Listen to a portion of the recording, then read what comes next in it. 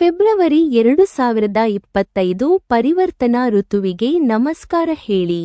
ನಿಮ್ಮ ಎರಡನೇ ಮನೆಯಲ್ಲಿ ಗುರುವಿನ ಸ್ಥಾನವು ಆರ್ಥಿಕ ಬೆಳವಣಿಗೆಗೆ ವೇದಿಕೆಯನ್ನು ಹೊಂದಿಸುತ್ತದೆ. ಆದರೆ ಆರನೇ ಮನೆಯಲ್ಲಿ ಕೇತುವನ್ನು ನೋಡುವ ಮಂಗಳವು ಆರೋಗ್ಯವನ್ನು ಗಮನದಲ್ಲಿರಿಸುತ್ತದೆ. ವೃತ್ತಿಜೀವನದ ವಿಷಯದಲ್ಲಿ ಫೆಬ್ರವರಿ ಮಧ್ಯದ ನಂತರ ಉತ್ತಮ ಅವಕಾಶಗಳ ಸಾಧ್ಯತೆಗಳಿವೆ. ಇದರಿಂದಾಗಿ ಆದಾಯದಲ್ಲಿ ಬೆಳವಣಿಗೆ ಕಂಡುಬರುತ್ತದೆ. ಆದರೆ ಯಾವುದೇ ಹಠಾತ್ ನಿರ್ಧಾರಗಳನ್ನು ತಪ್ಪಿಸಿ. ಶುಕ್ರನು 12ನೇ ಮನೆಯಲ್ಲಿರುವುದರಿಂದ ಪ್ರಣಯವು ಗಾಳಿಯಲ್ಲಿದೆ. ಅವಿವಾಹಿತರು ಅನಿರೀಕ್ಷಿತ ಸಂಪರ್ಕಗಳನ್ನು ಕಂಡುಕೊಳ್ಳಬಹುದು.